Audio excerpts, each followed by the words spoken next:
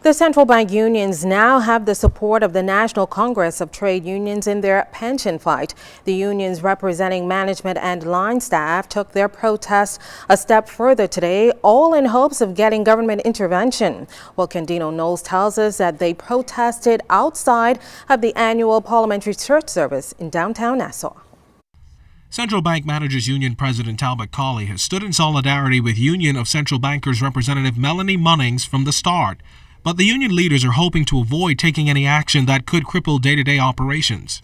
I think there was a clear demonstration of that about 2 weeks ago, where persons would have come to the Exchange Control Department and were unable to get services. There are approvals, even though there are certain approvals that have been delegated to the commercial banks. There are certain approvals that are required, that you are required to come to the central bank and receive. The union's attorney, Dennis Williams, says the fact that central bank workers are actually contributing to their pensions, unlike many other public sector workers, makes swallowing this pill a whole lot more difficult. And I've advised the union members that they must stick to their guns and they must be more resolved now than ever to do whatever they have to do within reason and within the law. Because this is a national issue.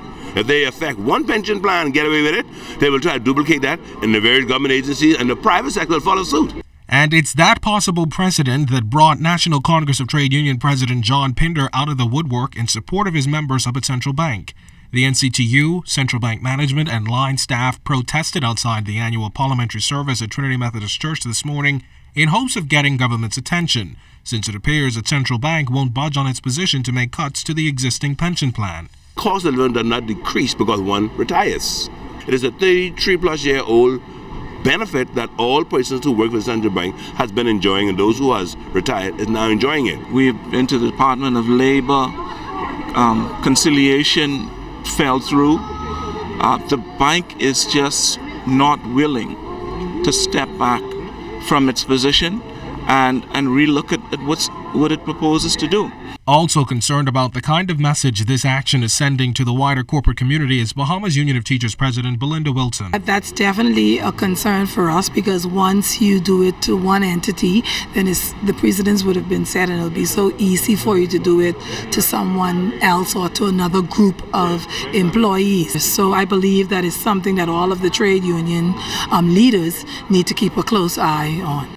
Deputy Prime Minister, the Honourable Philip Davis, said he was not familiar with the ongoing dispute. One must recognize that the central bank is an autonomous institution with their own sets of terms and conditions of services, and I suspect retirement benefits. Whether that aligns with the public service is another question.